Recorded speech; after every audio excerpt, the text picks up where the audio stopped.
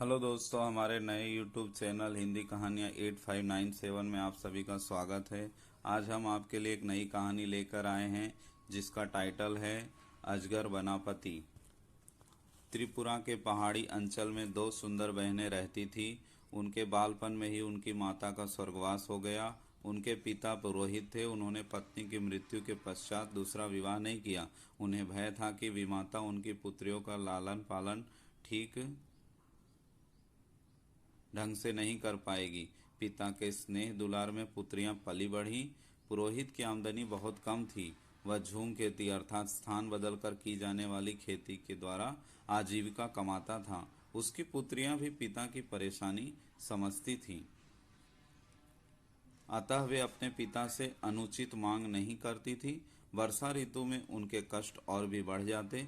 कई वर्षों से मकान की मरम्मत नहीं हो पाई थी, अतः बरसात का पानी घर में घुस जाता। यूं तो उनका घर एक ऊंचे मचान पर था, किंतु पानी वहां भी पहुंच जाता। एक दिन दोनों बहनें खेत से थक कर लौटी। पूरे घर में पानी भरा हुआ था। छोटी बहन के मुंह से आह निकली। वह तड़प कर बोली, दीदी, अब हम क्या करें? ठहरो, देखती हूँ। शायद कुछ मायल भात का बना त्रिपुरी भोजन पड़ा होगा, अभी उसे खाकर भूख मिटा लेते हैं, कहकर बड़ी बहन ने सांत्वना दी। बड़ी बहन ने थैला टटोला, किंतु खाने को कुछ नहीं मिला। सब कुछ बरसात के पानी में भीगकर खराब हो गया था। उसकी आंखों में आंसू आ गए। छोटी बहन का दुख वह सह न सकी। उसने प्रतिज्ञा की कि मैं उसी को अपना पति मानूंगी जो मेरे घर को संवार देगा।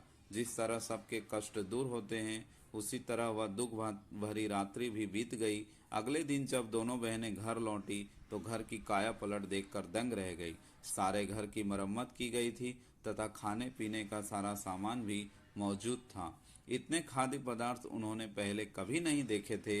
अचाई ने भी घर का परिवर्तन देखा तो उत्साह के साथ बोला, हो ना हो, यह तो वन देवी की कृपा है।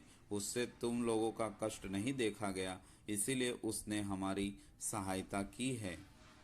पिता तो भरपेट खाकर सो गए, किंतु बड़ी बहन उनके अनुमान से संतुष्ट न थी। वह चांदनी रात में बाहर आकर खड़ी हो गई। तभी उसकी नजर एक विशाल का अजगर पर पड़ी। वह अजगर उनके घर से निकलकर जा रहा था।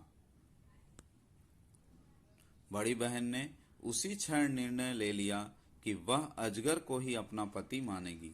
उसे पूरा विश्वास था कि उसके घर की दशा संवारने में अजगर का ही हाथ है।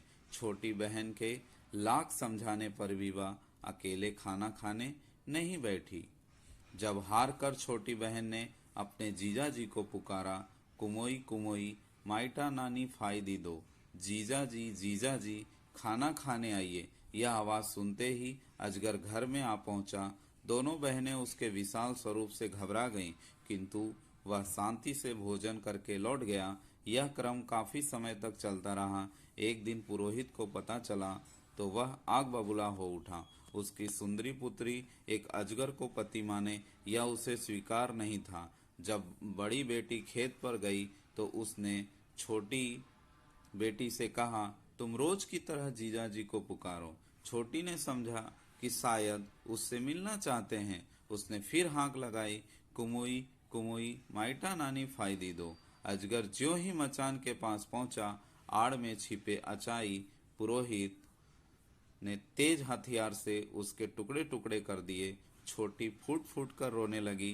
बड़ी बहन ने जब अपने अजगर की मृत्यु का समाचार सुना तो वह दुखी हो गई।